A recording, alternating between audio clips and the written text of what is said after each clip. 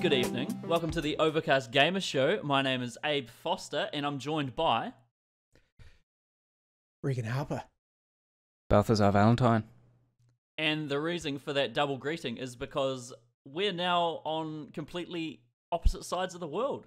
I've moved up here to lovely Bonnie, Scotland, and the other two lads are back in Welly. So, I mean, it's sounding pretty good, and there's not much difference, to be honest, than when I was in Auckland. This is it. Like when we first started our Skype call to begin this thing that we call the podcast. Yeah. I thought that at the time. I was like, it's kind of weird to think that it's the morning where Abe is, but at the same time, we've been doing it like this for so long that it doesn't really feel any different. No, to be honest. No. It's pretty normal. Like, we used to do them 1 p.m. in the afternoon, right, on Sundays, but just for a quick peek behind the curtain there. But yeah, I guess now we're doing them, and as I said to these guys before we started recording, we're doing them when we're both tired. So that's great. Yeah. See, if I were in your shoes, Abe, I would be the opposite, because I'm very much a morning person, I would say. Like, my peak time is kind of between like 7:30 and 10. Oh, and then man. the rest of the day I'm a write-off. Like, if Reagan, I don't get anything done, you must be in the minority with that one, right? Like, most people are zombies until about 10. Yeah, probably. But I don't know what it is. I get up fairly early. To be fair, I usually load up on caffeine pretty early too, so that hey, that's all that good. probably doesn't hurt. Yeah. Whatever gets the job done. Yeah, totally. What about you, Balthazar? Are you a morning person, evening person?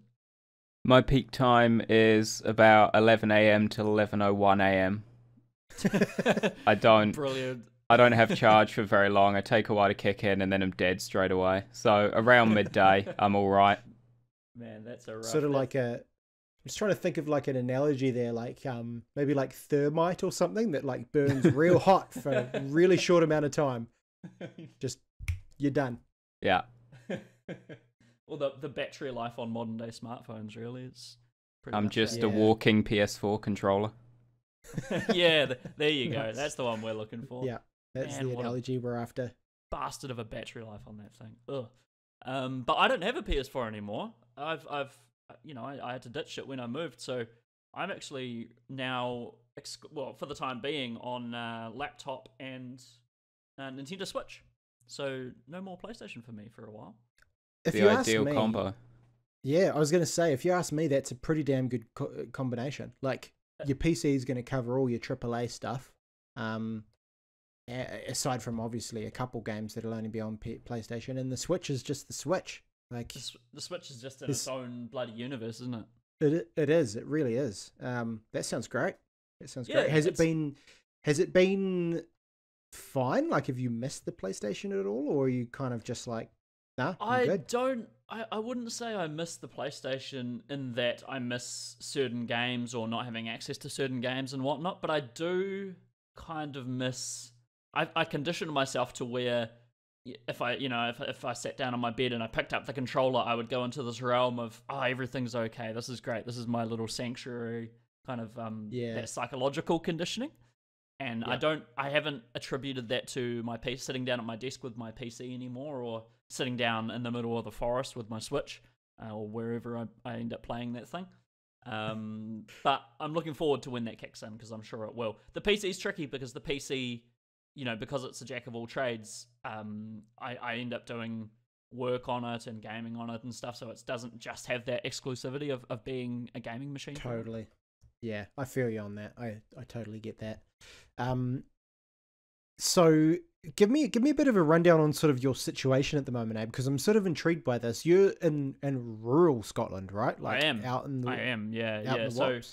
So if listeners want to look on a map here, if you Google Stirling, Stirling, UK, I'm about 15-minute drive west of that, out in the countryside there. And Stirling has fibre internet, where I am very much does not.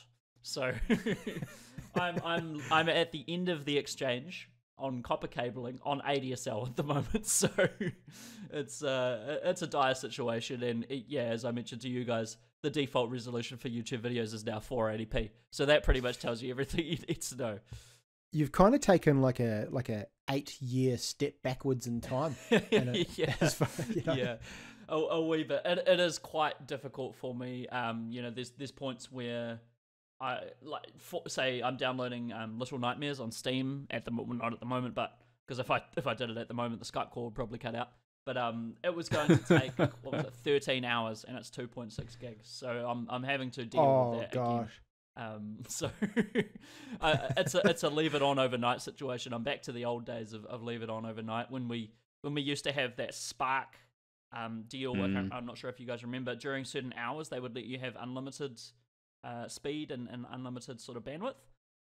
So me and my flatmates used to leave it on overnight and download like 1 trillion movies overnight, and we all just set up on various torrenting platforms and just downloaded like a ton of movies. So it's sort of like those back to those days in a way where I have to download all my big things overnight. And the internet providers here are dire. They are absolutely terrible. If you imagine Vodafone in the New Zealand, but imagine that times about 5, and that's what Vodafone UK is. So wow. Yep. Their speeds are fine, and most plans are all you can eat, but their customer service is awful, absolutely awful. It's abysmal. But I'm enjoying actually looking at this map of the area around surrounding Stirling. And I'm pretty sure this is taking me to the right place. But there's some interesting kind of place names here.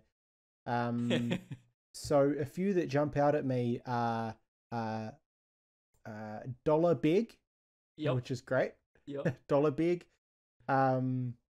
Clack Mannon. Yeah, but that's a good one. There's a sort of a almost like Blair Witchy sounding place called Saline or Saline. Yeah, it's good. It's all good stuff. Oh, Fish Cross. Yep, Fish Cross is another one. Yeah. They're all great. It's a funny feeling because imagine being. It's the same feeling I imagine people coming from other places to New Zealand and seeing all the Māori names, right? They'll be like, what the hell is Whakatan? Or, Wakatane! Wakatane, that old ad that was on there. Yeah. But it's that similar feeling. I have the same thing every time I see a place name. I'm just sort of like, what the heck is going on here? But yeah, it's pretty fun. I won't highlight exactly where I am to listeners, but somewhere around all those hilarious place names. Brilliant. But yeah, what about you guys? What's been going on in our sort of wee hiatus that we've had since we did our last podcast? I feel a lot more professional now with this whole thing. Nothing's really happened. I was just looking at my surroundings just before for my podcast setup, and not really much has changed except now instead of a glass, I just have one of those oversized mugs with my drink in it. And something about a large mug and kind of just sitting in the evening with a microphone talking to an audience. You feel like it just feels more professional, more like this is an actual thing that's happening. Interesting. I wonder, weird. Is there a lot of podcasts that you watch? So I know you tune into is it Co-optional and Rooster Teeth? And, do you know I Rooster think Teeth it's as well? Yeah, but it's not even like a podcast thing necessarily. I think it's just movies and TV.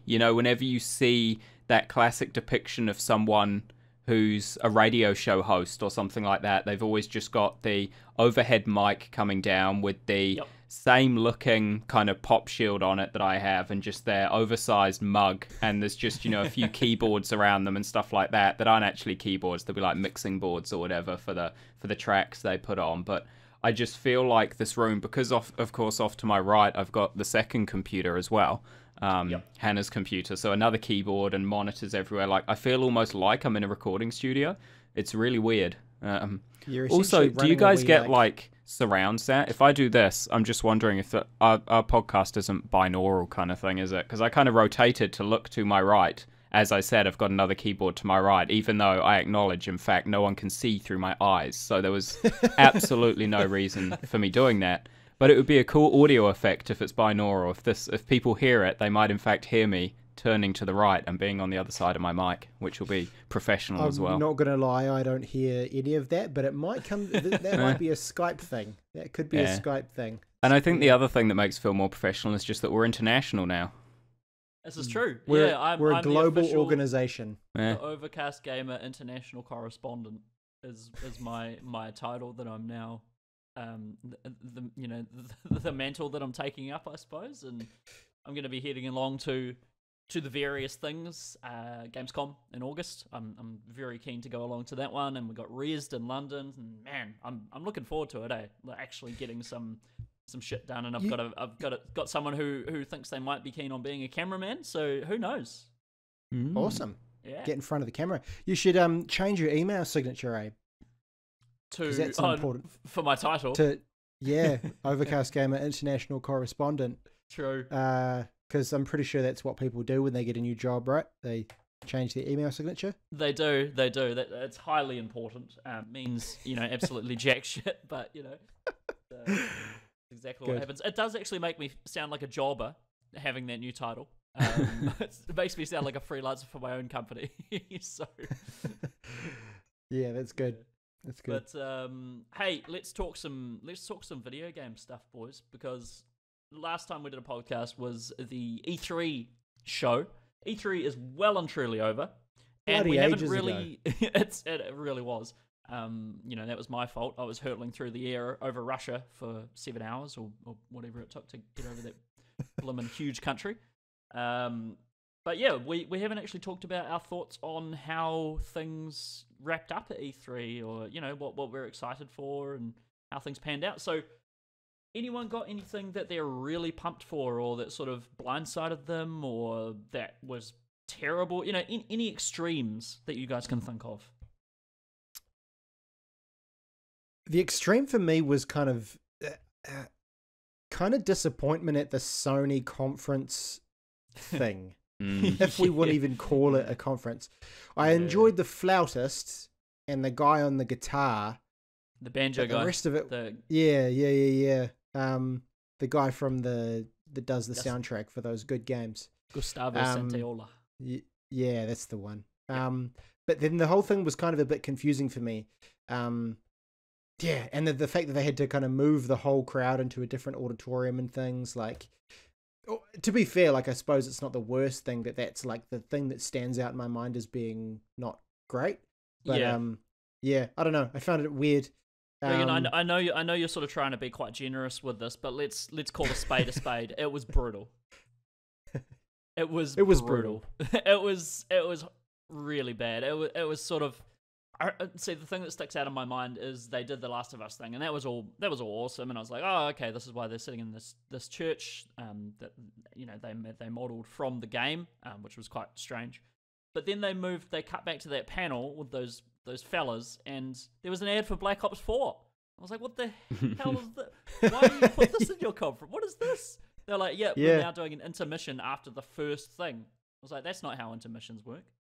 Yeah, no. Give us something. They also didn't seem to tell anyone what their plan was. No, because the streaming services that were partnered with E3 stopped the streams because they didn't know what the fuck was happening. They were like, oh, are they done? Like, they just stopped them and started playing paid sponsored, ads, not the thing. When the intermission discussions and stuff were happening, they just cut off 2 minutes in. Because the streamers were like, are we in the wrong place? What's like, where are we supposed to be? What's going on?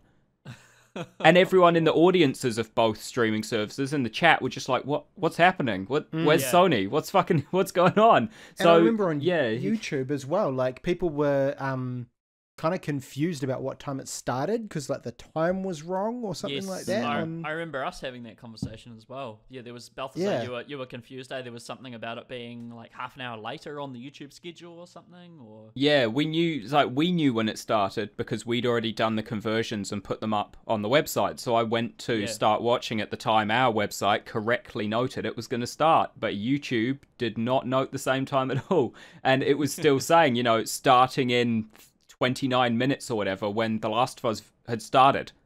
It was a bit of shit show all around the SonyCon, like the organisation, the venue changes, there was audio dropouts on Twitch. Yeah, it was not good, not a good look. It's pretty brutal.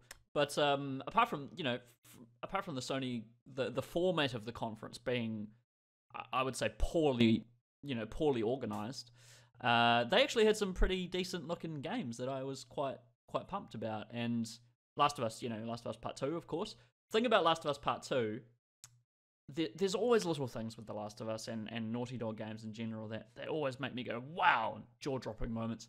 And one of those in The Last of Us Part 2 was when Ellie is hiding under a car and a lady enemy lady sort of peers down, suspects Ellie's there kind of thing, and peers down under the car, and Ellie shoots her in the face, and it's brutal. Like it's how a bullet hole would look. It's this tiny hole in the front. I think she shoots it through the cheek or something like that, and it's this tiny hole, and the lady just doesn't die straight away. And I was just like, oh god, that's like really horrible. I think the thing that strikes me about this is that the games are starting to get to that point now where they're kind of breaking away from the feel of it just being a jumble of mechanics that you learn and sort of bend to your will. Yeah. Like a game like that where you're hiding under, you choose, okay, cool, I need to hide under this thing, under this car. And then the guy, she finds you under there, and then you can like shoot her in the head. That's what you would do in like, no, you wouldn't do this in real life, but if you were in Ellie's position, that's a reasonable course of action to take, and you're not just running to cover and waiting for them to walk away and then shooting them. It's getting to that point now where it's breaking across that uncanny valley, you might say, and it's not. Does that make sense? I hope that totally. Makes sense. It absolutely does, Reagan, and I think that's why it's more shocking. It's just it feels more like a real person is being shot in the face, and you're kind of like, oh my god, this is horrifying. This is really, really nasty. But props to the animators, because it looked amazing. As gross and grisly as it was, it looked incredible, and so did the fight in the sort of emptied out convenience store that Ellie has with a couple of people there, and I think she hacks someone in the face with like a hatchet, and then something else I noticed is when she gets hit, she has a quiver on full of arrows, and when she gets hit, the arrows all have their own physics, so they fall out of the quiver and sort of bounce along. I was like, wow, that's incredible. Naughty Dog always upping the ante, eh? It's going to be special. It's going to be special. Yeah. I think that game will probably make me cry. Something will happen in that game and I'll cry. Yeah. Well, I'm very intrigued by it. Obviously, we don't have a release date, and it's still quite a while off, but definitely something to look forward to. Now, another thing we had at the PlayStation conference was the new Sucker Punch game, the guys behind Sly Raccoon and Infamous, Ghost of Tsushima, which is the samurai game set on the island of Tsushima in Japan, and it looks stunning. It looks absolutely gorgeous. Did you guys hyped for that one? I wouldn't say my hype level is as high as it is for other games. Yep. But it looks intriguing. Is this something that appeals to you, Balthazar? Because it feels to me like it could be something that you'd get down on. Yeah, right. I agree, but I'm not hyped about it. It feels like a very me game as well, but there's something about it. I think it's just that we haven't seen enough yet. There's not enough there for me to get behind. What was there almost feels like something we'd all get behind. It felt like an Eastern Witcher. the fact that it was just very slow, scenic, walking through, you know, these old ruins of cities and things, and looking at these people's fragile lives as they're trying to collect themselves and see what possessions they can find in the rubble. And then ultimately, when it gets to the fighting, it seemed like that very witchery, rhythm-based, timing your strikes to do combos and deflecting and blocking and making sure you don't get hit because presumably you don't have that much in the way of defense kind of thing. Like the combat and the movement and the fact that you had a horse was all very I don't know, it all looked very Eastern Witcher to me.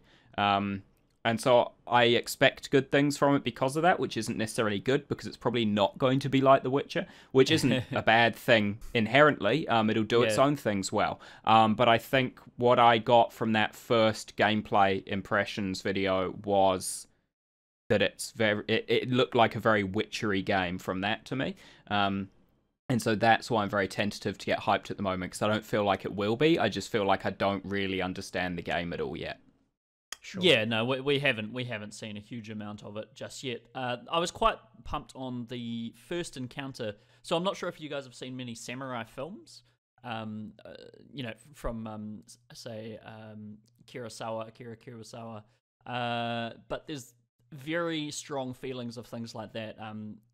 Was it 13 Assassins and things like that?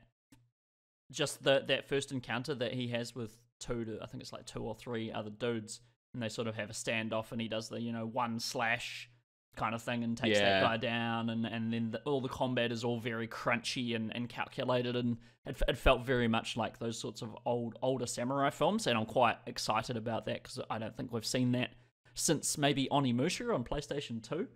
So it's been a long time since we've had like a really decent samurai game. I think there was like Red Steel or something on Wii, but that was just a tech demo pretty much. And it was and that was like a weird, it wasn't even like a samurai game, it was more like you were a cowboy who also had a katana. It was weird. It was very odd, strange one. But no, I'm very intrigued by Ghost of Tsushima, especially because it's from Sucker Punch, and I loved Infamous Second Son, so I'm definitely getting behind that. Now, another thing that popped up at Sony, obviously. Now, this is what capped off the conference, which I'm interested if you guys think this was a good idea. So it was Spider-Man. Was that a good... So, an extended gameplay demo of Spider-Man, was that a good way to end the conference? Because to me, it was awesome. Like, it looked amazing. That game's going to be incredible. But it was a strange... I think it was probably just because the conference was such of a clusterfuck anyway. But they went into this demo and then the conference just ended. And I was like, oh. Yeah, okay. I don't think it ended well. If only, I think a good indicator that it wasn't a great finishing point was the fact that when it ended, literally every single one of us at the exact same time in our chat said, that's it? Like, we all, it didn't feel like an end. We were all surprised that it just cut to black and was done from there. None of us felt like that was the end of a conference. So I think that is just the telling sign in itself that wasn't a good way to end it. Yeah, I mean, I'm pumped for Spider-Man, but I think what was missing here was exactly what we got from the Microsoft conference, and that was game after game after game after game, and then just doing like what they did last year. It was just getting up there and saying, we got fucking games, and then just being like I don't like all of that world premiere, console exclusive, all of this kind of stuff. Like, that's all a bit bollocks. But just getting up there and going, here's all the games. And having like just them back to back is just an awesome way to make it feel like you're just killing it. Yeah. I think it was a failed experiment on Sony's part, but Microsoft. I think Abe, you mentioned that you reckon Microsoft this was their best conference or something along those lines. I was sort of thinking back on. Obviously, my memory is tainted by the really bad ones. The ones with the Xbox One launch and them going on about it being a TV box and you can watch ESPN and all that bullshit. But I feel like Microsoft hit it out of the park with their conference this time. The whole time I was watching it, I was just like, you guys are nailing this. Yeah. And then to end with, as they did, with, I felt a bit smug about this, and I'll confess why. So you know how we're all there was rumors of Cyberpunk obviously going to be at E3 this year, strong rumors. Yep. And listeners of the podcast can go back and listen to my prediction, in which I said it would be at the Microsoft conference. It was in fact at the Microsoft conference, and as soon as everyone got really excited when the hacking started at the end and the music started, and then a lot of because I watched a lot of reaction videos to it, and a lot of people didn't even realize it was Cyberpunk until literally the gameplay started. So at the start of the Microsoft conference, Phil Spencer was talking about, we're working with studios from this country and this country, and he said Poland, and I was like, yep, Cyberpunk's going to be at this conference. As soon as he said Poland, I was like, all right, sweet, I know it's going to be here. And I felt a wee bit smug about that because I haven't found a single other person on YouTube or just on the internet who picked up on that. So I'm feeling a wee bit smug about that, but Cyberpunk looks incredible. Yeah, I mean I kind of wish we had properly seen it. Like we obviously got that nice cinematic trailer, and there's a lot to dig into in that trailer for people who know what Cyberpunk's all about. Yep. But then you hear all these rumors of the press getting to sit in and see an extended gameplay demo. I want to see that goddamn demo. Yeah, I know. So, did you guys hear about the controversy concerning that demo? The recent controversy about the audio leak? Yeah. Interesting, eh? That fella from, I think it's like Sifted or something like that, website. He recorded the audio and then leaked the audio, which it's a bit of a dick move, to be honest. Like, no one's really going to benefit from that. Would it be a dick move if it was some other, like if it was not CD Projekt Red? I think so. Like, who wants to hear the audio? Like, it's gonna sound terrible. Like, I haven't listened to it, and I won't, just because I like that company, and I don't want to do myself a disservice and listen to some low quality version of the audio from their game. They are obviously annoyed about it. Their fan base is annoyed. CD Projekt Red fan base is annoyed about it. One, because they back their boys, and two, because now they have this temptation to listen to something that they're super hyped about, sort of thing. Now it's out there, they can be like, oh, maybe I will just give it a cheeky wee listen. But I think that doesn't really do anything for anyone. So I'm not really too happy with that guy doing that. But each to their own, I suppose, and that's how you get hits nowadays, right? Is do things like that. Yeah, well, I don't know. I'd feel like shit if that were me. I wouldn't do it. So, yeah, man. Yeah. Just considering, like, it's doing something like that to CD Projekt Red is the equivalent of kicking a puppy. Like, what? This thing has only brought good into the world, and they're constantly just trying to do right by everyone. And then you go and do something like that. Like, it doesn't feel right to me. It feels like karma's going to get you if you do that. Yeah, totally. So, yeah, I'm not too sure about that. But, yeah, I mean, suspiciously absent from E3, and it comes out this year, so we've had jack shit about it recently. Red Dead Redemption 2. Nothing. Not surprised. No, Rockstar aren't big E3 players, are they? No. They're very much just toot their own horns and do things at their own pace. No, they're not, but at the same time, it's blimmin' July. That game comes out in, October, and we haven't seen any gameplay. Or, I mean, we've seen a sort of quote-unquote gameplay trailer or captured an engine or whatever, but it hasn't been a legit... You guys remember those first Red Dead Redemption and even GTA 5 things they do, where, like, the citizens of Los Santos are da-da-da-da-da, and they'd have like a voiceover about just different aspects of the game, and they did this with Red Dead as well, and about the multiplayer and all the different sort of facets of the game. Haven't had any of that. Nothing. Not a single thing. So I'm not worried at all about the game, but I'm kind of like, what do you when's the right time to do this?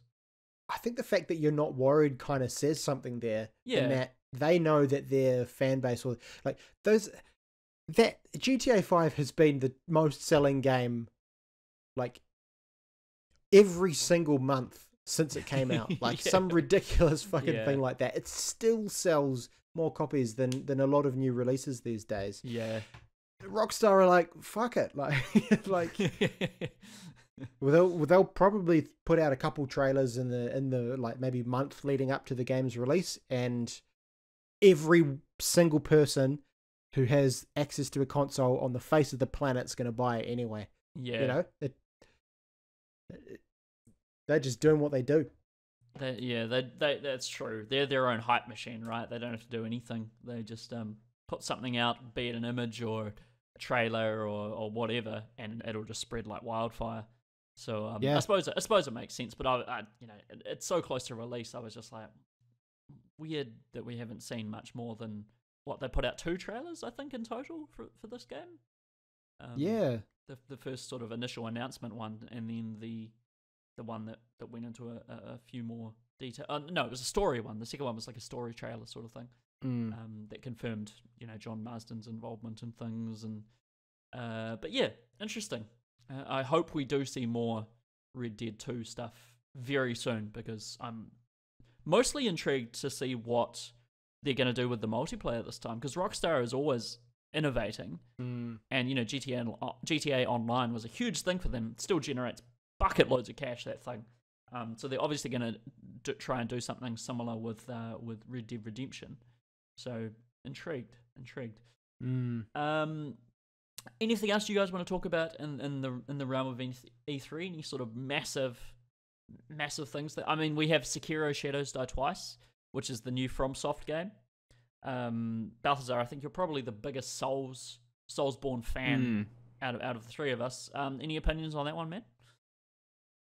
I mean, I'll pick it up day one, no questions. Yeah. But I don't know. It looked the arm looks interesting. That's, I mean, obviously that's the big thing in the game. The big thing that steps it apart from Bloodborne and Dark Souls. Yep. So I just hope.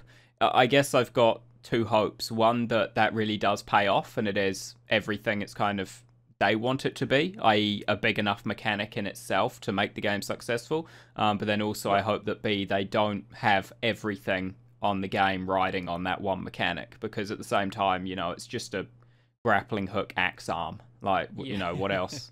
What else can it do? You could chuck 100 gadgets in it, but it's still just an arm with a gadget in it, Like, I just hope gadget, dead arm. Yeah. So I hope it is still, a Soulsborne game. At its core, and not a whole new thing because its core is this weird arm. But I'm also interested in seeing what the weird arm is. So either way, like I said, I'm buying it day one, whatever. It seems so. The interesting thing with the arm, apart from grappling across the map, is he did it. He sort of used the arm to make the combat a bit more vertical. I think at one point he sort of tackles a guy on a horse, or was he? On a horse or something from above. Yeah, he kind of like. Yes, it seemed like he almost launched his arm at him to like pull himself up and drop down on him or something, which is cool. Also something actually which is, I guess, the biggest difference for me as a Souls player is that death seemed to have no consequence, which is interesting.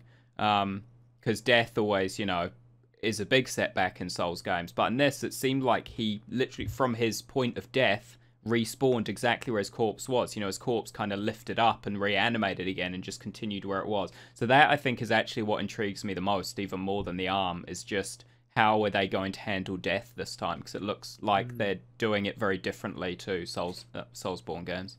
Yeah, well, just from the title, I think perhaps the mechanic might be that you can die twice, sort of thing. So maybe you can use that to your advantage. You can plan strategically against these big bosses and hefty enemies to, I'll die here and then I'll be able to get the drop on them by popping up behind them or whatever. So that's a really interesting idea, and I'd be super keen if that was to be implemented, to see how that panned out. But it's Miyazaki, it's always going to be quality. And I've been meaning, I really want to jump back into Bloodborne and try that again when I can, when I end up with another PlayStation. But those are always, and I want to pick up Dark Souls 3 on Switch, actually, which I'll probably do at some point. But yeah, we had, I mean, the other ones that we have are sort of Fallout 76, which I don't think there's a huge amount to talk about there, just because it's Fallout multiplayer. Like there's not much more. Yeah. Really. Yeah. I do like the idea of just nuking people with no consequences. Man, I hate that idea. I hate that so much. Really? Like, oh my god. Because I'm not an aggressive player at the best of times in multiplayer. I like just pottering around doing my own thing, and I like cooperating with people a lot more than I like attacking them. So to build up a base and to, put all this work in, and then you just get fucking nuked. That does not sound like my idea of a good time. Yeah, it does sound like they're really just like, okay, well, how can we really appease the trolls? Yeah. Or how can we give trolls a platform to just go nuts? Yeah. Yeah. Sounds like fun. It's I mean, fair play. If it's your cup of tea, it's probably not mine. But I do like the idea of exploring West Virginia, and if you watch the No Clip doc that he did on the history of Bethesda and the making of Fallout 76, they talk about how they've gone into all the sort of myths and legends surrounding West Virginia, and they're bringing those into play. Things like the Mothman. I'm not sure if you guys are familiar with the Mothman prophecy. I think it was a film. So they're bringing Mothman into it, and a few other sort of urban myths and legends. So I think that's pretty cool. And the giant sloth that appeared in the gameplay and stuff. I'm very, very pumped for that. But not a huge amount to say about Fallout 76, and it just looks like more Fallout, really, and that's great. That's fine. And not even good. It looks like more Fallout 4. Which is the weakest of the Fallout. Yeah, it does. Surely they've heard that criticism of Fallout 4. And I don't know that they have. No, I mean, they're releasing Skyrim again this year, so... Are they? Yeah, it's coming out on Apple devices. Oh. You know how they made that little funny joke about how you could play it Skyrim on Alexa? Yeah. That's not a joke. That's a real thing, Yeah. You can play it on Alexa. Yeah. Like... I know. I think that was quite clever because they pulled it was almost like a double bluff. They're like, "You guys think this is a joke? No." It's kind of brilliant. Unbelievable. Yeah. Unbelievable. Yeah. There's an Alexa in my in where I live now, and I don't trust it. I don't like having it. It's always around. Listening. It's creepy as hell. It like chimes in. You're supposed to have to use the name. And like, I don't even want to refer to it as a her because it's not. You're supposed to have to refer to its name. Rude. To activate it. I pulled it out of the wall, so it's not listening anymore. So you think it has a watch battery in it? It'll last for years. Probably does. Yeah. Amazon. So the thing, just to go off on a tangent for a quick bit, in the UK, this has probably happened after you left, Balthazar. Amazon owns everything. They run the show over here. It is nuts. Like television and internet and buying things, getting things delivered to your door. It's all Amazon, and they just own like the whole bloody countries over here. It's all Amazon. They're probably still listening. They probably on their databases know the Alexas that have had their battery or their plug pulled out.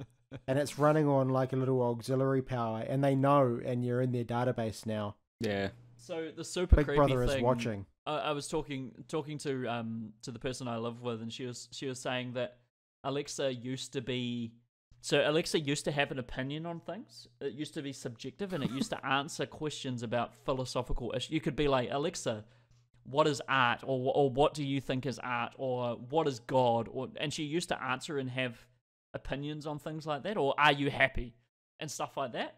And now if you ask her those sorts of things, she has no opinion. She's just like, I'm sorry, I didn't understand the question, or whatever. Interesting. So they've obviously watered that down, or rerouted the programming or something away from. Well, you'd have to ask the question, like, if we're doing this in our product, like, to what extent are we shaping people's own opinions of things, right? Like, is that morally okay? That's interesting. That's interesting to think about. AI is becoming quite prominent and even more troubling in my brain as I think about this. Just having this weird, I don't want to say sentient, but close to sentient thing hanging out in Well, your it's house, and you use it for grocery lists, seems really It's like strange. that. It's like that thing, was it earlier this year or last year, where man built the most intelligent chess AI that couldn't be beaten.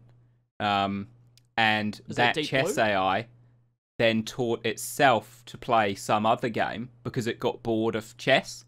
So it learned the rules of another game and then became the best at that game. Oh, And then man. because it was the best at that game and didn't want to play chess anymore, it built a new AI that was better at chess than it was to replace it so it could be the best at this other game. So AIs are already building more intelligent AIs than we can build. Uh-oh, Skynet's on the way. Big time. Kill it. Jesus, Kill it man. now. Yeah. we need to pull the plug on this thing literally, but and the sentient cards and all that. But this, yeah. Anyway, I digress. Back to video games. So yeah, that's. I mean, there's a few more games that sort of pop up here. Things like Control, which is Remedy's new game, which looks sort of quantum breaky mixed with some really cool Lovecraftian strange business. And I'm pretty into that. Balthazar, you're a Remedy fan, right? Yeah, I'm interested in that. I loved Alan Wake and enjoy Quantum Break. So, yeah, anything. I mean, Remedy, in my book, have done no wrong so far. So, definitely keen to see what they do next. Yeah, and Max Payne as well, which I was a huge fan of the Max Payne games. But, yeah, I'm very interested in that. It just looks weird. It looks really odd, and I don't really know what's going on. It's... They talk about you being you come over and you come into this what is it, the Department of Control, they're called, and you take over as the director or whatever, and their offices is sort of this weird, it's called the Oldest House, and it's this strange thing that houses all these artifacts that are ripples through time, or it sounds insane, and I'm really interested by it. But we also had Kingdom Hearts 3, obviously. Came along, was at the Square Enix conference, was it Sony? No. Was it? No, it was Microsoft, because they announced Kingdom Hearts for the first time on Xbox, right? So, Kingdom Hearts 3 coming out, was it January next year, I think, end of January? So, Something like that. Yeah, that looks awesome. As it looks amazing. I've discussed before how I like the look of everything. I'm not a fan of the sort of mechanics and stuff like that, but it looks gorgeous. So that'll be great. And Devil May Cry 5 was announced, which was an awesome way to announce that game. That trailer is great. It's so cool. Just riddled with attitude, as the Devil May Cry series should be, and kind of a bit hokey and stuff like that. But that was really cool. Balthazar, I think you're a fan of DMC series. Yeah, definitely. And this one looks great. I was always interested after 4 to see what would happen with Nero, given that he had a demonic arm, so could never really integrate into society properly. So it's interesting to see that even in the first trailer, they tackled that straight away by just being like, nah, it got cut off, he's got a robot arm now, he can walk around and people don't know he's a demon, it's fine. He can totally like pack groceries and things now. Yeah. I love how Japanese game announcements play out as music videos a lot of the time. I really like that because it's just so bizarre. Like a lot of the times when I watch TGS, or sometimes when I watch Tokyo Game Show, there literally is music videos. I remember there was a Resident Evil music video. I was like, what the hell is going on? It's really like this J-pop song with like graphic violence in the background. I was like, this is really confusing, but I'm enjoying it a lot. But yeah, that's probably. I mean, Super Smash. Obviously, Nintendo went into every single character, as Nintendo does. That was probably slightly misjudged, but it was fun because it was entertaining as hell. Just watching Nintendo go through every character and then go back through them and be like, and they've got new movesets. So this is new about this person. It's like these tiny details, but kind of amazing. And I like the Smash dude, the guy who makes it, or creative director or whatever.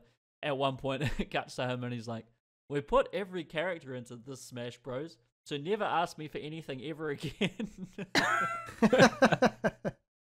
So good. And I love the fact they just left that in. They're like, yep, we'll leave that in the announcement. So someone didn't think to say like, yeah, this is gonna come across a little bit odd to a little English bit aggressive. people. But that was amazing, and Perfect. I can't really remember too much else about Nintendo's conference because most of it was Smash, to be honest.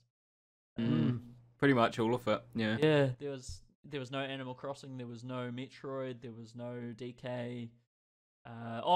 Super Mario Party, right? That was another thing that they announced. The new Mario Party game, which I'm pumped for, probably more than Smash, to be honest, because I like Mario Party. But yeah, that's probably E3, to be honest, boys. I think it was a mixed bag, but the good stuff that we got was really good. I.e. Xbox conference and the various Cyberpunk and the big announcements and a little bit more gameplay from Last of Us 2 and Ghost of Tsushima and stuff like that. So overall, not bad. Not E3 2010. Let's put it that way. Not Konami E3 2010. Which is I'd give it a 7 out of 10. 7 out of 10? Yeah, Balthazar? Yeah. I don't know. I can't give it a number. I guess it sufficiently achieved its objective. Yeah. Before it, I didn't know some games existed that I now know do exist, and there are now a few games I'm excited for that I wasn't before. So it did what it was supposed to do, I guess. Sufficiently achieved its objective. That's a back of the box quote, that one. Yeah, I'd probably give it an 8.5. Just most of that's Microsoft, to be honest. I was just very, very impressed with just one, the shit that they announced, and two, how well their show went. Like, the format was brilliant. Phil Spencer always on point, always comes across as very genuine. Everything was good about that con. So yeah, 8.5 out of 10. One of the better ones. So we'll move into what we've been playing, and I mean we've got a fair list here. So Reagan, do you want to kick things off and just whip through a few of these, man? Yeah. So I mean, my list looks long, but it really is only because I'm sort of in a weird place at the moment as far as games, just games. So like, I don't know. Do you guys ever get into that sort of funk where you're sort of between games? And like you've one that you were really looking forward to came out and you've played that and there's kind of just nothing that's really on your radar. Yeah, man. The dry spells all the time. Yeah, the dry spells. Yeah, like I'm in one of those, and so what that means is I'll go back and sort of dabble in a bunch of different games that like I might just have lying about. Obviously, the Steam summer sale happened. So I picked up The Witness for like $15 or something like that, which I thought was a good wee buy, and I'll eventually sort of chip my way through that.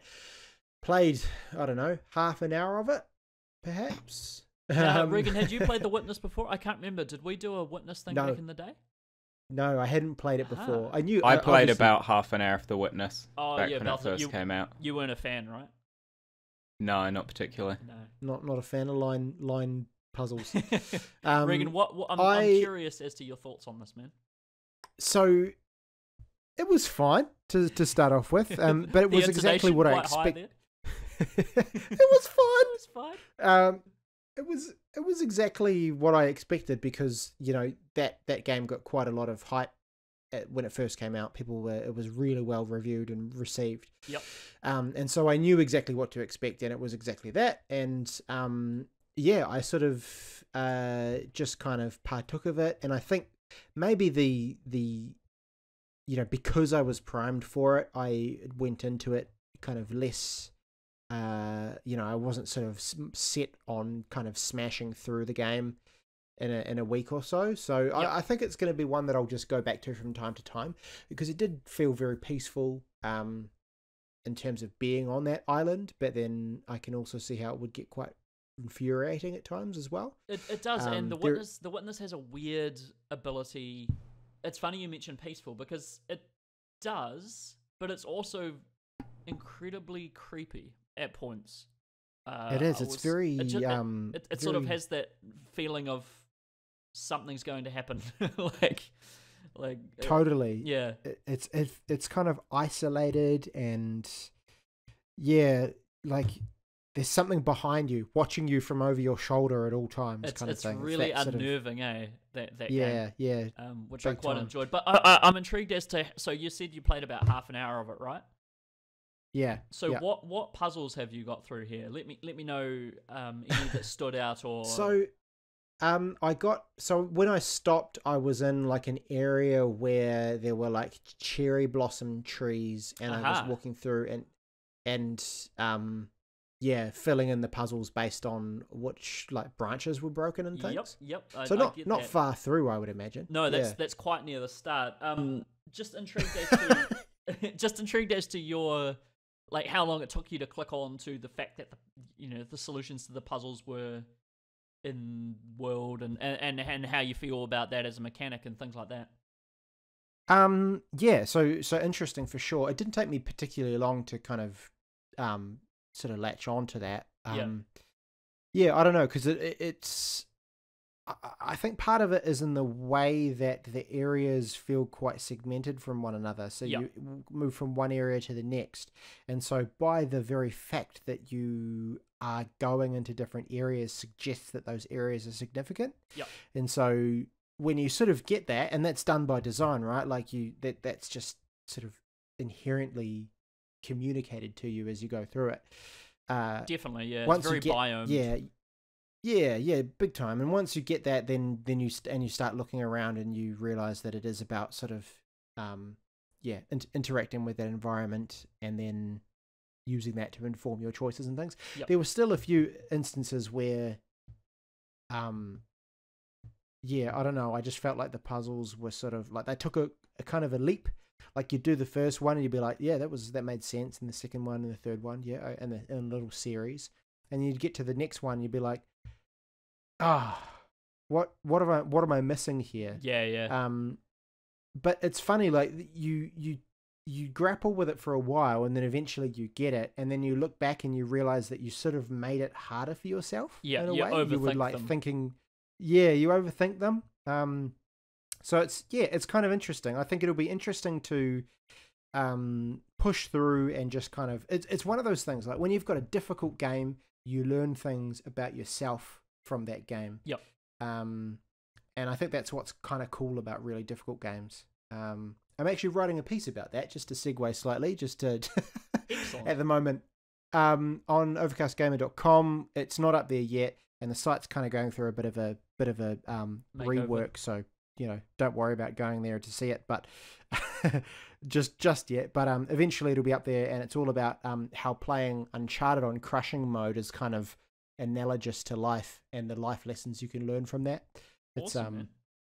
Yeah, Very should be good. good. But so The Witness is kind of cool. I went back and played some Far Cry 5 last night because I'd never finished that game. I'll probably push through that and finish that off. Mario Kart 8 Deluxe I bought because we've started a Mario Kart championship at work, which is going to be fantastic. Excellent. So every Tuesday we get together at lunchtime on the couches at work, and we'll do the little local network thing with our switches and play a few Mario Kart games. So that's going to be awesome. Taking that pretty seriously. There's a trophy and also a wooden spoon up for grabs, so that's exciting. Is that the magic wooden spoon? The magic wooden spoon? The wooden spoon that used to be used for the person who came last in a work Magic the Gathering tournament? Oh, maybe. Because I feel like we just repurpose a lot of our stuff for for whenever the company collectively moves on to doing something else. I feel like we just repurpose old awards. It's literally a wooden spoon. Like it's nothing special about it. It's like one you would pull out of your mum's baking drawer. Yeah, it's probably the one. I'm glad you If not, it's the next iteration of it, because it's just become a work tradition now to give a wooden spoon to the loser in tournaments. Yeah, it's great. To be fair though, one of our colleagues has, who's quite artistically gifted, has drawn Mario on it. So it's a wooden spoon, but the face of the spoon has Mario's face on it, like perfectly done. Awesome. It's really cool, really cool. I'll see if I can track down a photo. But yeah, so Mario Kart, I'm enjoying that. It's a fucking fun game. Played a little bit of Path of Exile, which is a free-to-play game made here in New Zealand, actually. It is. It's made Grinding Gear. They were not too far away from where I used to live in Auckland. Oh, cool. Yeah. And that's a cool game. It's basically a Diablo clone. Well, it is. It's Diablo clone. Yeah. It's a looter. Free to play and click loot kind of game. Whatever you call that. Is it a looter? Is that what you call it? Dungeon crawler. It's exactly dungeon crawler. It's exactly like Diablo 3. Yeah. Basically. Yeah. It even has the same sounds. It's a very popular game too. They are making serious bank on that game. Yeah, it's very nice to look at. It's a very polished game. Like when I say it's just like Diablo 2, it's Diablo 3, it's just like Diablo 3, maybe even nicer to look at. I think it's nicer, yeah. Diablo 3 stuck looking like the year it came out. Path of Exile actually receives graphic updates. I feel like it's the game in the genre at the moment. I think it's pretty much one of the first things to beat a Blizzard game in a genre. Like, I feel like Path of Exile is renowned as the superior game in that genre. Yep. It's kind of weird to walk up to like a big hulking guy to get a quest and have him go, yes, in a Kiwi, like, you know, and just spiel off in a Kiwi accent. It's kind of odd, but yeah, but it's awesome. Yeah, nah, I left it over there. Yeah, you got to go pick up the thing. But no, that's a really cool game. It's impressively polished, and I reckon I might just kind of dive into that from time to time. Octopath Traveller as well, because Abe, you played this for a bit, didn't you? The kind of intro thing that they've done. Yep, they were offering the first 3 hours for free on the eShop. They might still be offering it actually, but the introduction, or no, prologue as they called it. So yeah, they are offering.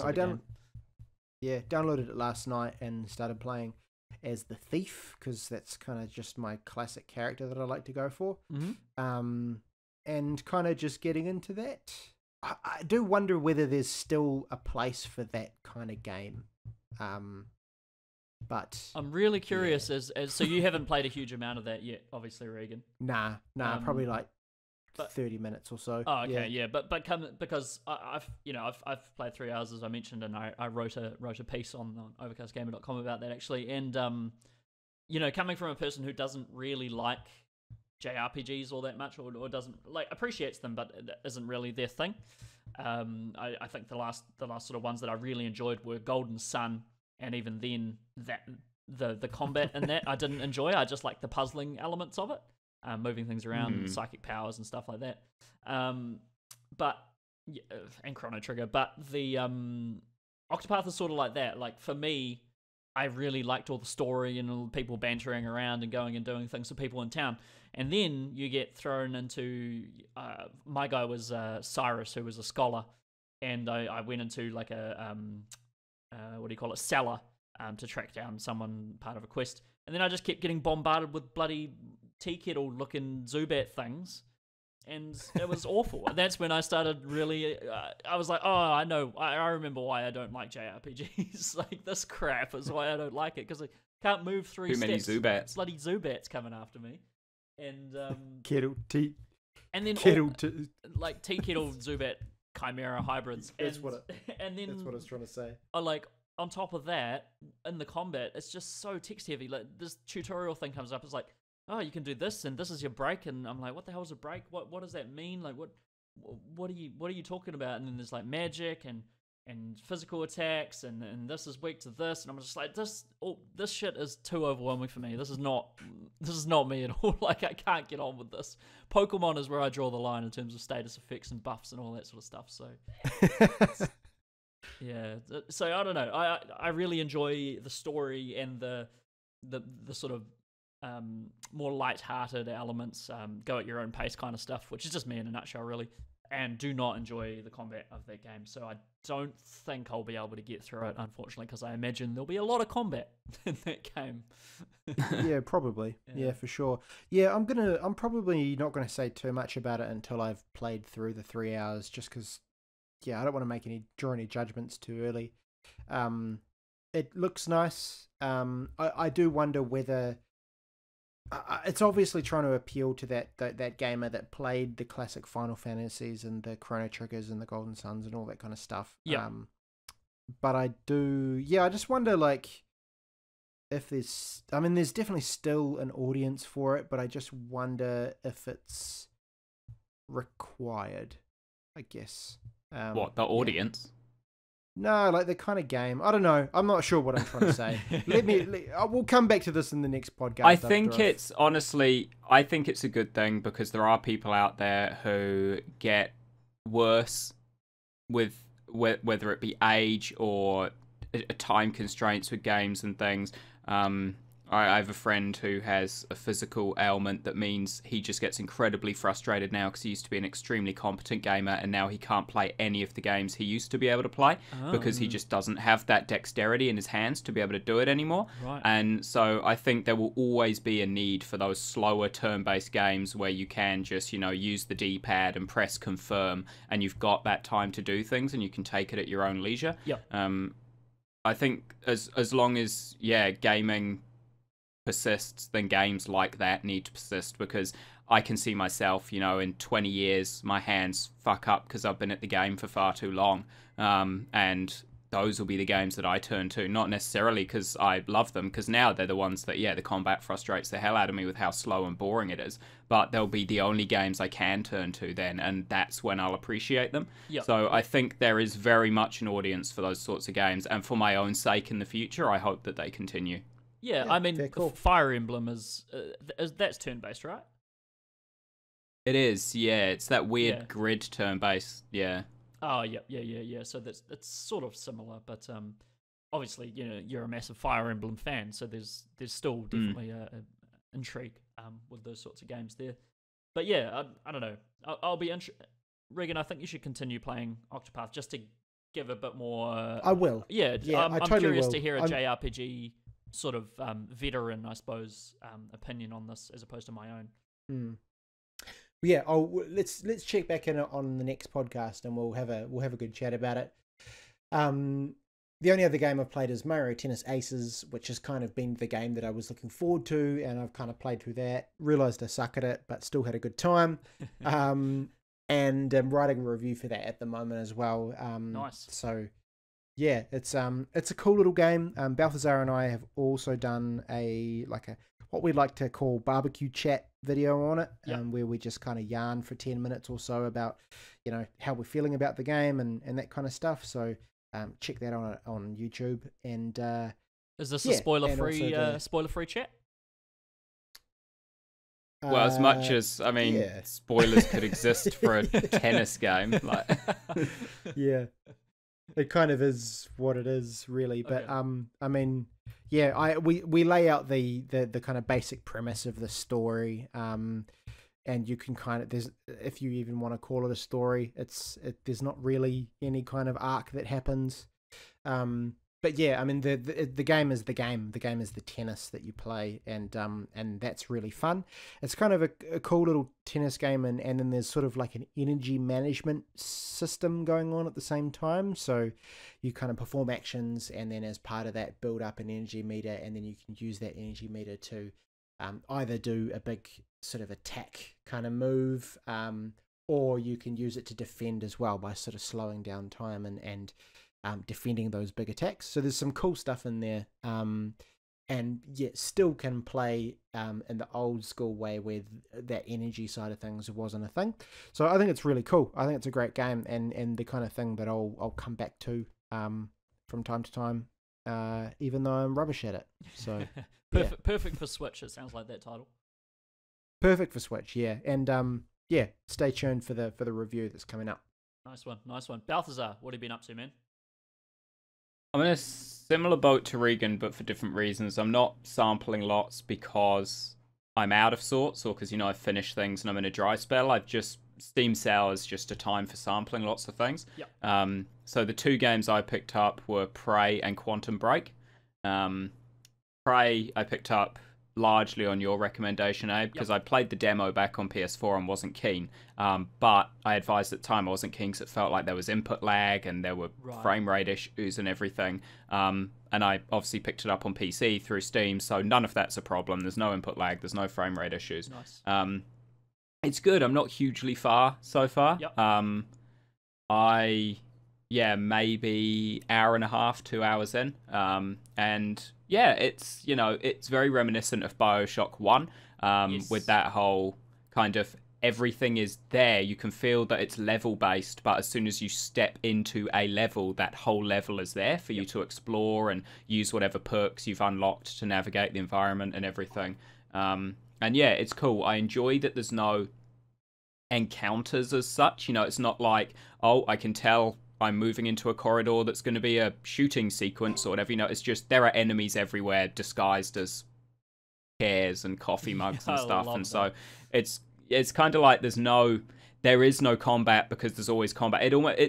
But not in that bad way where, you know, you're always tense and on edge that something might jump at you. Just in that I'm expecting I'm probably going to get ambushed from the corner in one of these 3 rooms I walk in at least, kind of thing. Yeah, I'm enjoying it. I haven't done a huge amount. I've done a 1.5 or 2 hours or so. And it'll be a game I go back to and just make my way through slowly over time. Quantum Break. It's got sort of a... Oh, sorry. I was just going to say, it's got sort of an alien isolation type thing going on there as well. I feel does a bit, yeah. Just everything's really well polished and looks really pristine and maybe it's just the visual connection. But yeah, that was sort of my 2 cents on that. Yeah, no, it's good. I'm looking forward to playing more of it for sure. Quantum Break being the other one I picked up. Not played as much as I thought I would. I thought that would be a game I'd start and, you know, pretty much play right through, because it is very narrative driven. I've kind of taken a bit of a backseat and left it for a while. I do enjoy it. I think it's almost, I don't like the game, which is weird because it's a game. I like the series more than the game. I enjoy the TV episodes at the end of the level because it's so narrative driven. I just want the narrative.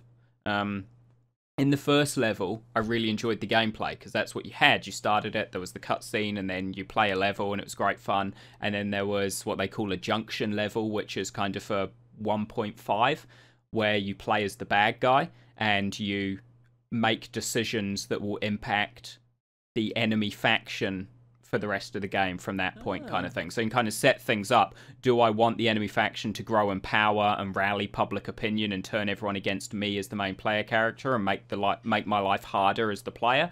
Or do I want them to drop the ball, make some mistakes, show some cracks, kind of thing? So you can basically, without selecting a difficulty, you can decide how easy or hard you want the game to be by making the enemy faction make these different decisions, which is really interesting.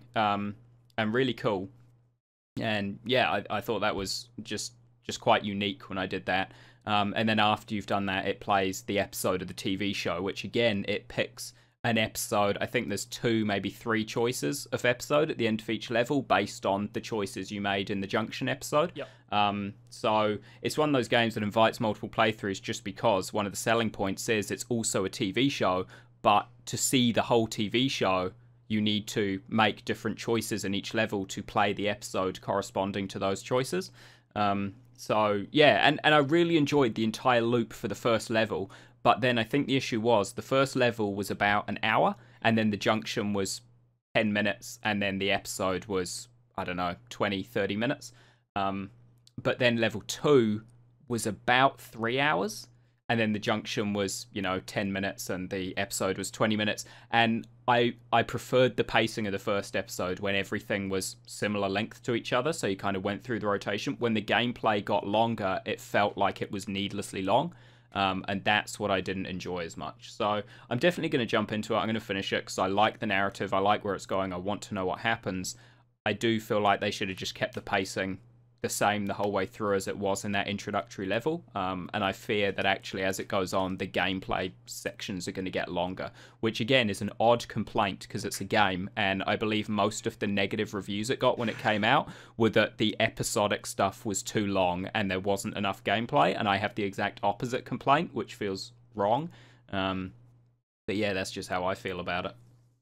You're a TV watcher, right? Like you like enjoy TV shows and things, so why not? Why not? I think that's it, right? If I play a game for the gameplay, but if I get a game because I hear it's incredibly narrative and you spend more of your time watching them playing, that's what I go in for. So if it then turns out that that's a gross exaggeration by people who just don't like watching cutscenes and that actually the gameplay does still vastly outweigh the watching time, it's just not what I expected, so I need to kind of taper that a little bit.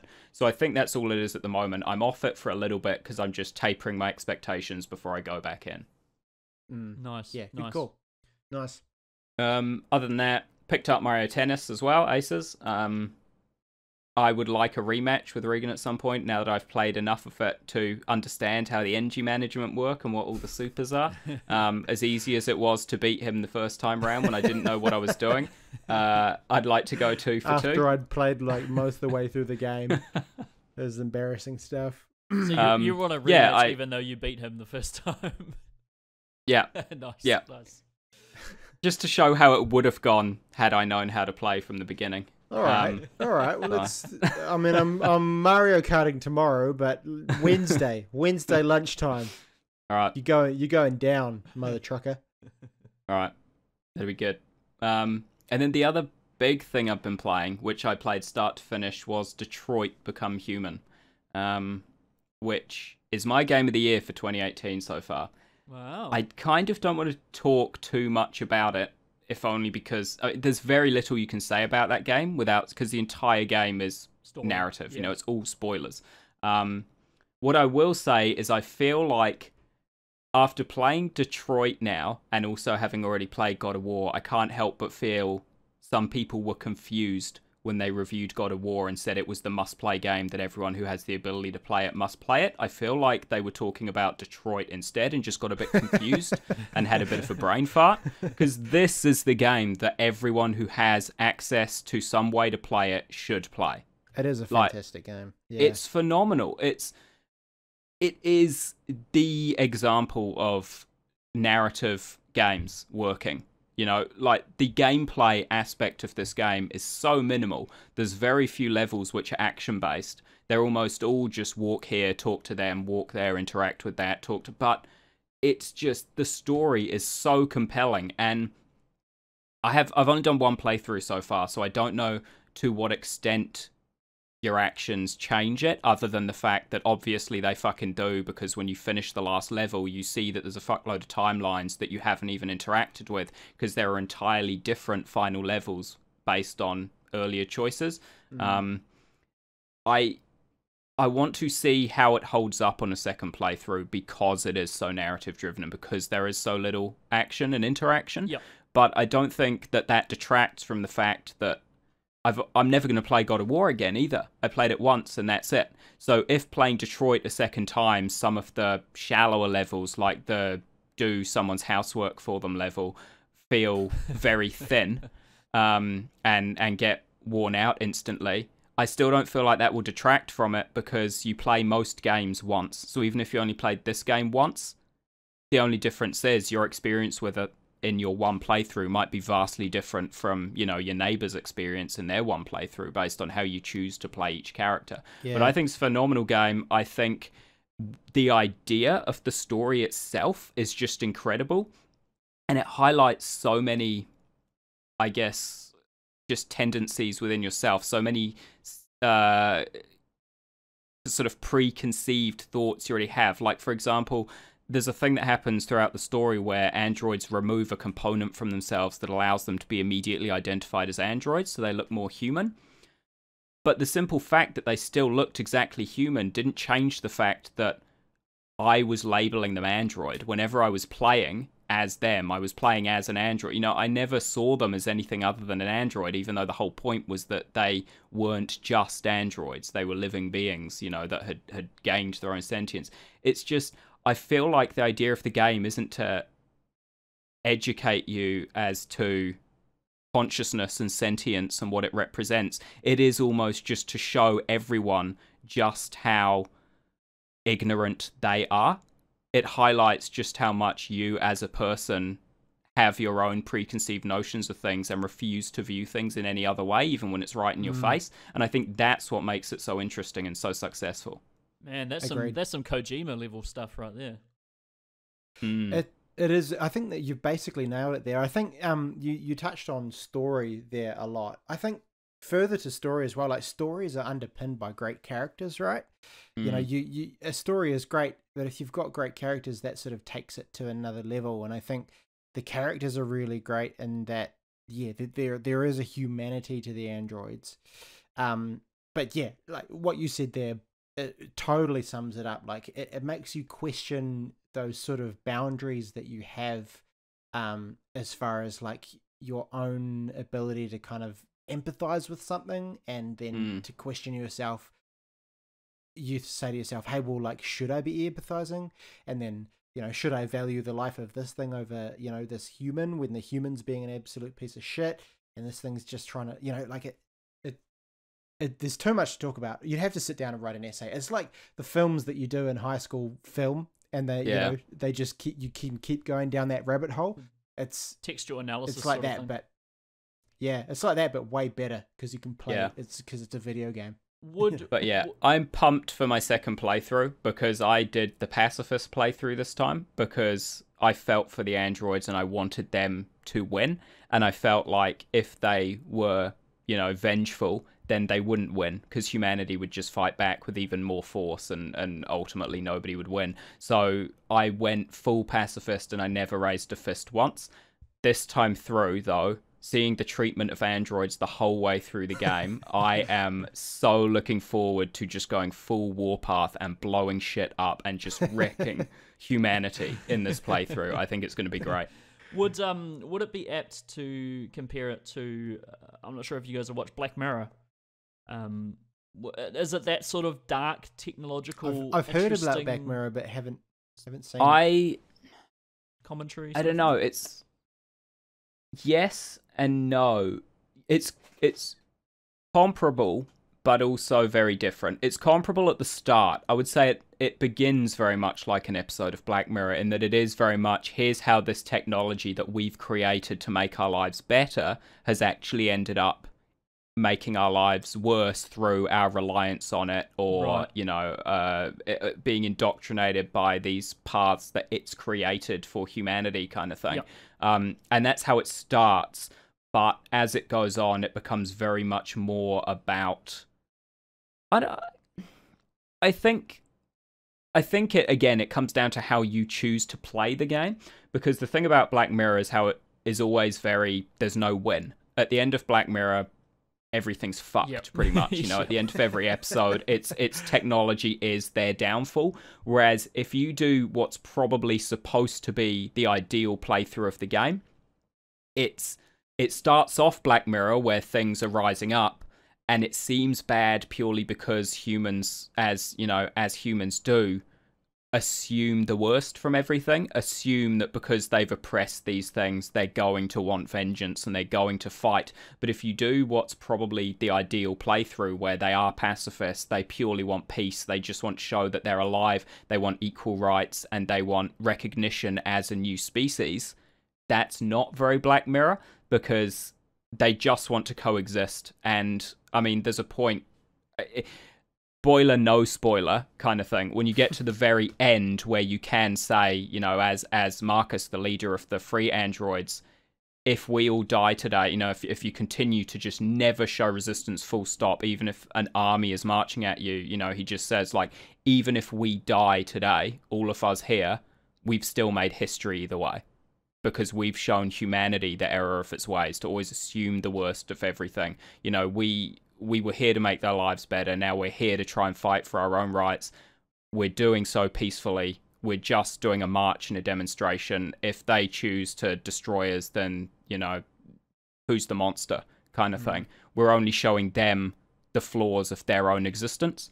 And I think that's where the difference is from Black Mirror, is it's not humanity full, you know, failing because of what it's done.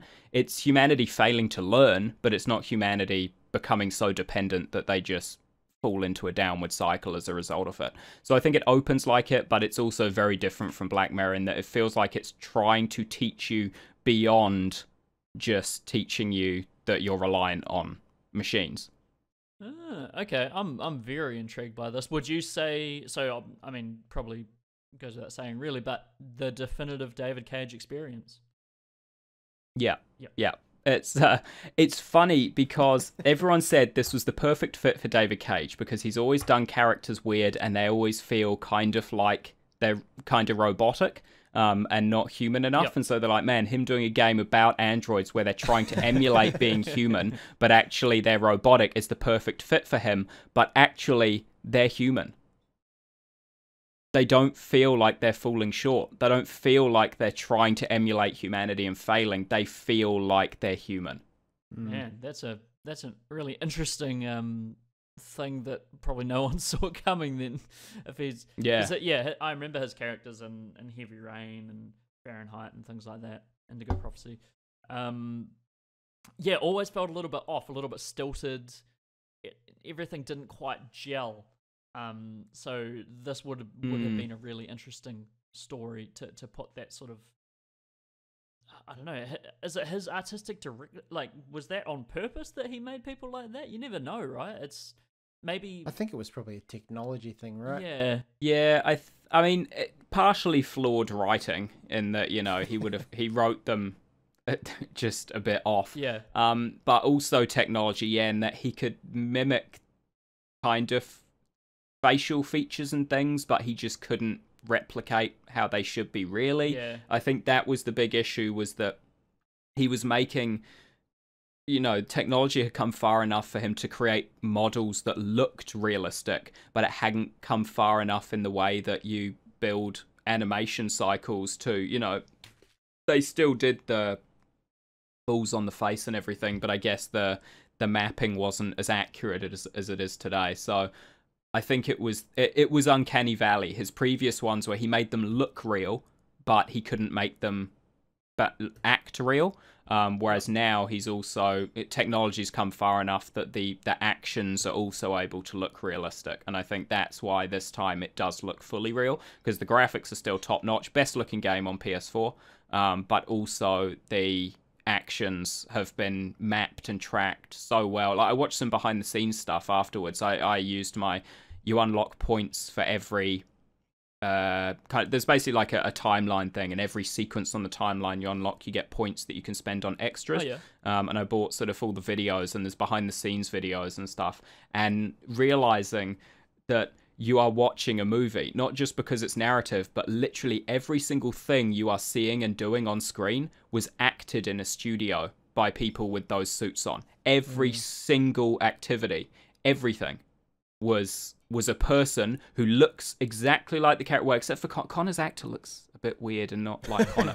But Marcus and Kara look exactly like the android. Marcus in particular blew me away when it showed the behind the scenes and it was the actor sitting on the couch.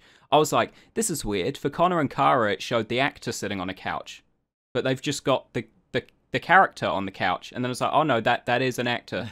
It's just, it is 100%. It's him. It's frightening. That shit is scary. You want Uncanny Valley? Don't even play the game. Just see Marcus doing, you know, something in the game, and then look at the actor for Marcus doing it, and it's exactly the same. It's actually scary. Oh man. But yeah, I'm just all in on that game. 100%. Watched all the behind the scenes stuff. Planning multiple playthroughs. We've even come up with a game for a subsequent playthrough where I'm gonna play Marcus, the kind of leader of the androids who's trying to get them free, and Hannah's going to play Connor, the android detective who's trying to track him down and catch him, and we're going to play our respective levels without the other person in the room. So she's trying to catch me, but she doesn't know what choices I'm making or what I'm doing. Oh, nice. And so we've turned it into a multiplayer game.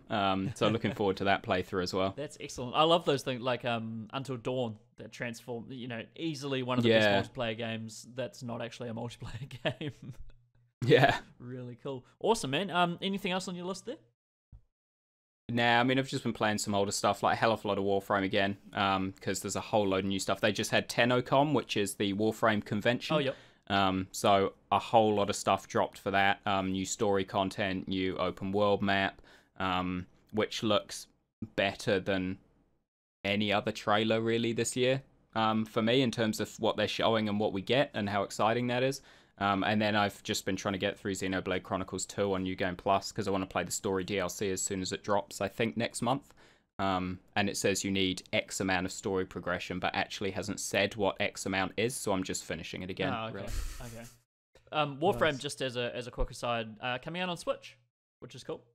Coming to Switch. Oh, really? Yeah, I'm hoping it's not, account locked, so I can use my PC account on Switch. Man. That'd be nice.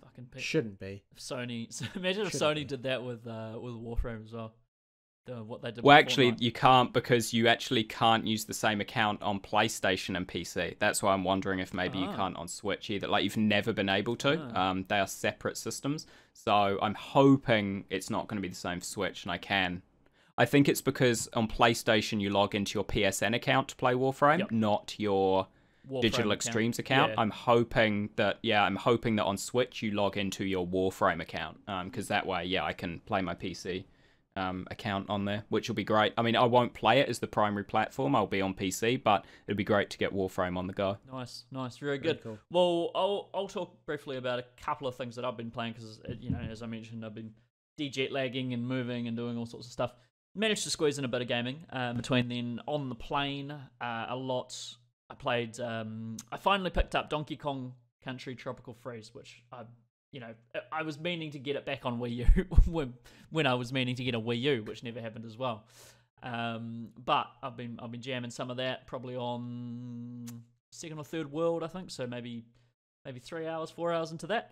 It's exactly what I expected. It's amazing. It's just amazing. Like there's not too much to say on that game because everything is great. The music is incredible. The David Wise soundtrack, some of the best music he's ever produced for anything, including Snake Pass, all the previous DKs.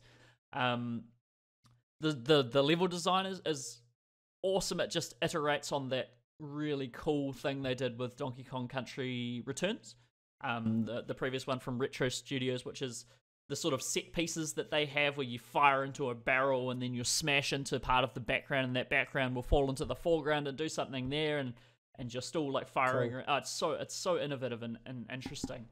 The way they do those things. Yeah. Still. What are are there any kind of interesting new, like, just basic kind of platforming mechanics that they've worked in there? Not really. They're still pretty much the same ones as. There's a couple of new characters which have different mechanics, like Cranky Kong, where you can bounce on his cane and jump on spike on spike pits and things like that, so you don't actually get spiked. But in terms of actual the general mechanics, still the same. When you're Donkey Kong, you're always Donkey Kong, but you pound the ground and you can get things to fall out of trees and objects like that, and there's handles in the ground that you can pull and get bonuses from pulling up something hidden in the sand or things like that. And I love DK just because I know the language of, I think, Donkey Kong, but maybe platformers in general, in that if you see a tree, a piece of tree canopy that's slightly out of place or just overlapping with something, or a piece of rock that's all the same for too long, there's a secret in there. There just is. There's always going to be a secret in there. And I'm always rewarded for my, for trying to get there. There's always something up there, be it a piece of the puzzle pieces that you collect in a level, or a life, or a bonus level. Always. And I love that stuff. That just makes me love that game so much. I'm like...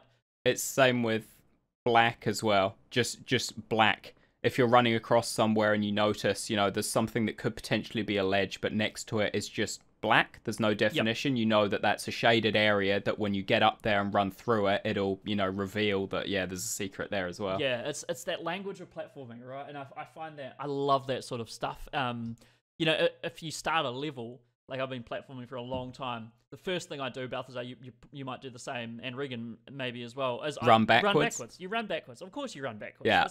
There's going to be something there. Like 90% of the time, there's always going to be something there. That's just something I've learned over the years from all platformers. Just go backwards. Or look under. In first-person shooters, it's look under staircases. There's always something under the staircase. Yeah, it's just how it is. Yeah. But yeah, would it weird you out if you found a platformer where it went from right to left? That would be insane. Left to right? That's actually a really interesting idea. That would, yeah. How would that? Oh God. That would weird me out. It would, right? In answer to your question, I don't know. It would be strange coming from the other side of the screen. It would be like reading how the Japanese manga read the other way. You start, which is a really interesting translation because up and down is fine. You have sequences in Tropical Freeze where both you go up the screen as the bottom rises and you've got to, beat it up, and there are sequences where you go down the screen where the top is coming down. So it only translates from left to right, not top to... There's no correct direction for vertical traversal. Yeah. It's only horizontal. Interesting. It is funny, isn't it? Yeah, you're right about the up and down. And just on that note as well, with the up and down, the swimming in this game, Nintendo, they always nail movement.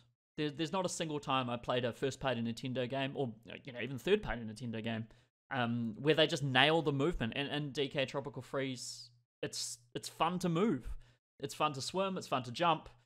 When you're swimming around, you can do sort of a twirl, and if you do that near the surface, you can like fly out of the water like a dolphin. And sometimes you need to do that to grab something that might be up there. And I just love that. I just spend time doing loop-de-loops in the air and swimming around, and it's the same with Mario Odyssey. It's a fun game just to move around in, and Mario 64 sort of thing.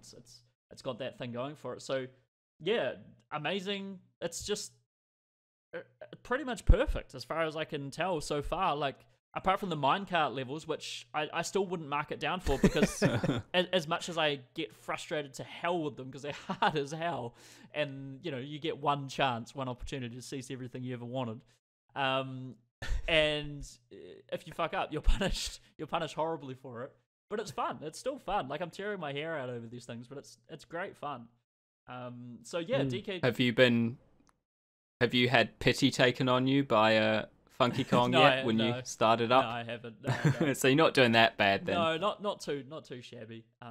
Every now and then I just have one question really for you, which is visually. Is it? Would you agree with my earlier assessment? Just because of because of how simple it is, that the assets could be perfected. Would you say that this is the best looking game on Switch? So it's tricky for me to comment on that because I haven't been able to play it on a big screen. Which I think is where it would really pop. I've just been playing it on my Switch, and it looks great, but I couldn't. To me, straight away, just looking at it, it's not like, wow, this is miles above everything else, sort of thing. Yeah. But I do have a sort of 22-inch monitor in the lounge, which I can hook into, and I might jump on that and check it out, because I could definitely see this popping on a big screen. Like, it's a gorgeous looking game. Don't get me wrong. It's not immediately the most gorgeous looking game on Switch that I've played, sort of thing. Like, Mario Odyssey was pretty up there. But yeah, I'll give it a whirl on that monitor, man, and I'll get back to you and let you know. So the only other thing I've been playing really, I bought a few things on the Steam sale. I got, what did I get? I got Prey, Little Nightmares, a couple of other things. The issue with those is that I can't really download them because the internet connection here is full of personality, let's say. So probably won't have a new game for a while, but I did, before I left New Zealand and my fiber connection, I did manage to download Borderlands 2, which I had in my library for some time. And I always enjoyed Borderlands, but it was one of those games where it's Gearbox, so it's got that obnoxious sense of humor, and it's also, it's one of those games where you sort of get your fill and then you finish with it, or for me, it's one of those games anyway. And I enjoy the time that I have with it, but I'll play 8 to 10 hours and be like, oh, okay, cool, I'm done with this. It's like the old, the Assassin's Creed games, the old Assassin's Creed games, or something like that. I'd never finish them, play them to completion. Usually, I'd just be like, okay, cool, I've explored this world now. I'm done with that.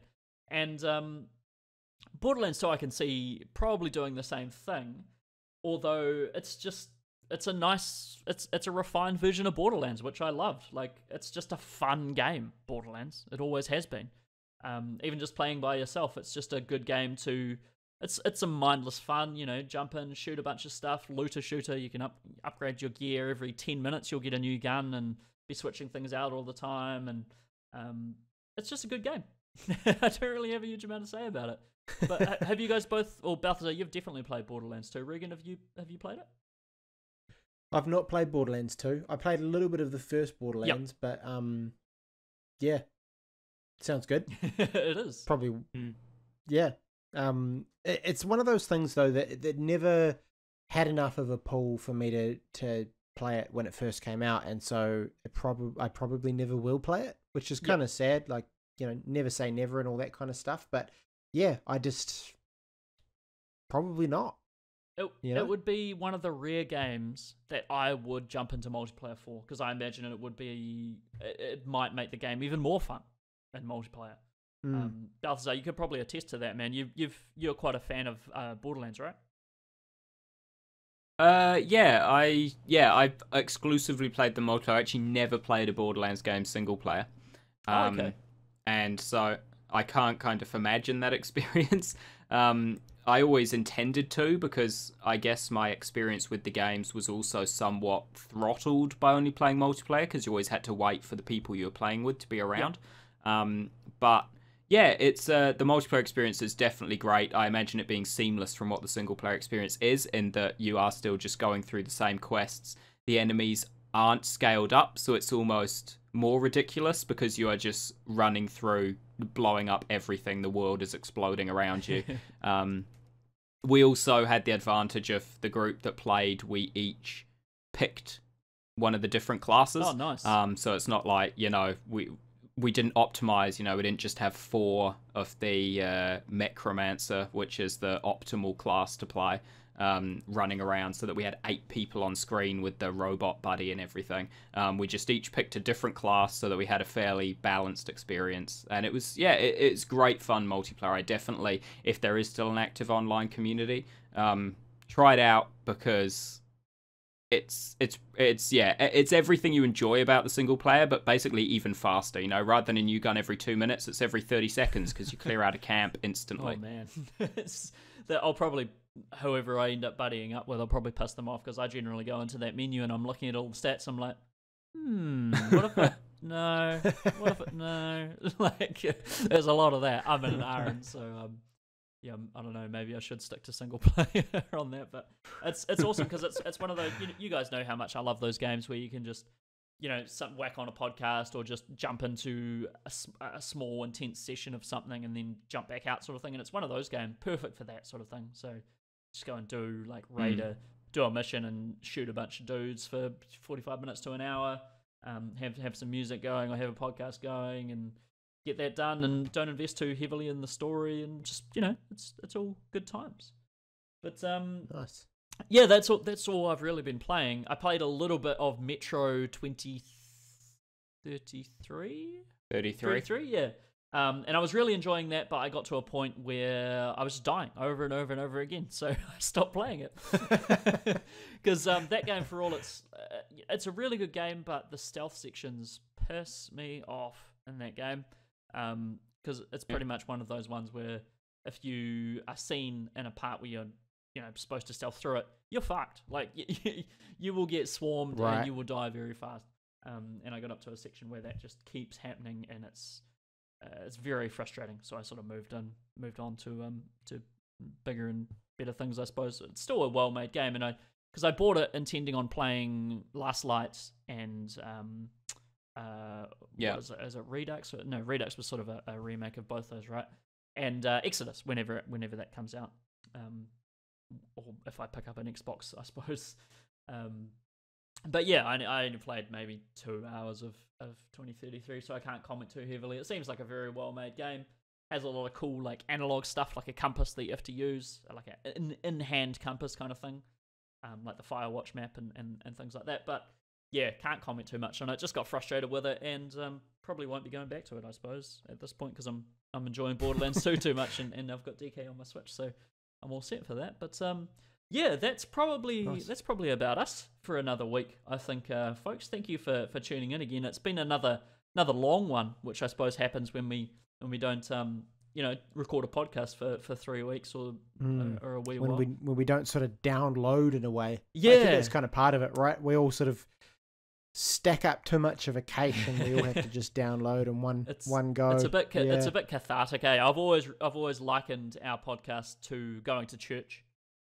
For me, it's a way of just venting and getting shit off my chest, and not only gaming stuff, but what we've been up to and all that sort of thing. So it's always a really nice way to do that and catch up with everyone. But yeah, thank you again for tuning in, everyone. If you've gotten this far, we are Overcast Gamer. We are a predominantly Kiwi-based gaming outfit, but I now live in Scotland, so we're kind of everywhere. We write reviews and features. We do videos every now and then. You can follow us on Facebook, Overcast Gamer, Twitch. We do streams. Try to do them every week. Reagan is doing a fantastic stream of the entirety of Final Fantasy VII at the moment. Yep. Reagan, that is Wednesday nights, I believe, 7 p.m. Is that correct? That's correct. 7 p.m. New Zealand time. We do a couple of hours every Wednesday, so definitely check in. We'll be there. Partaking in some early PlayStation JRPG goodness. It's great. You've amassed a good little community there. I dropped into the chat for a wee while on the last one, and there was a nice wee bit of banter going on. So seems like you're getting a nice following going on there. So that's very cool. And yeah, I suppose that's really about it. Overcastgamer.com is the website, as we mentioned, undergoing a bit of maintenance at the moment. It's not looking the prettiest. But we're working on getting that to a standard that we're happy with. And podcast on iTunes, find us there, find us on your RSS feeds, youtube.com/overcastgamer. And that's us. So thank you for tuning in, and we will see you again in a fortnight. Bye-bye. Goodbye.